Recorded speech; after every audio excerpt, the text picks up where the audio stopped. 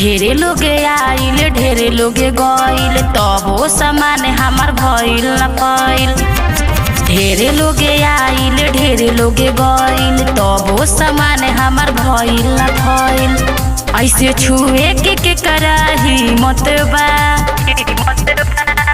सच कहे लोग बातें हकीकत बा साली नाचे वाली के नहीं इज्जत बा। सच कहे लोग बातें हकीकत बा साली नाचे वाली के नहीं इज्जत बा।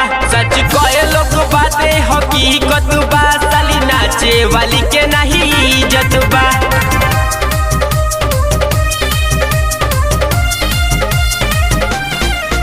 ऐसे छुए के कराही मत बा साली नाचे वाली के नहीं इज्जत बा।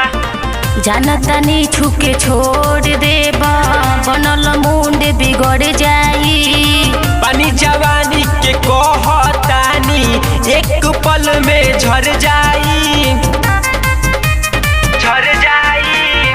जानतानी छुके छोड़ देबा बनल मुंड बिगड़ जाई। सुतल बसेर जगाऊ जनी नात खोल के चढ़ जाई। तोहरा नियन लोग देखिए के जियत बा जियत बा। सच कहे लोग बातें हकीकत बा साली नाचे वाली के नहीं इज्जत बा। सच कहे लोग बातें हकीकत बा साली नाचे वाली के नहीं इज्जत बा नहीं इज्जत बा।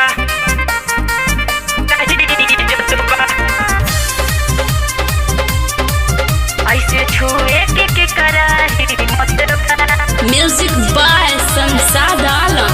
साली नाचे वाली के नहीं इज्जत बा। कहतानी राइटर राज दीवाना बोल जनी बोली हो। पिंटू आशिक राजा हो पगला चल जाई गोली हो गोली हो। कहतानी राइटर राज दीवाना बोल जनी बोली हो। टिंकू आशिक राजा हो पगला चल जाई आज गोली हो। शमशाद तो के कौन मजा मिलत बा मिलत बा।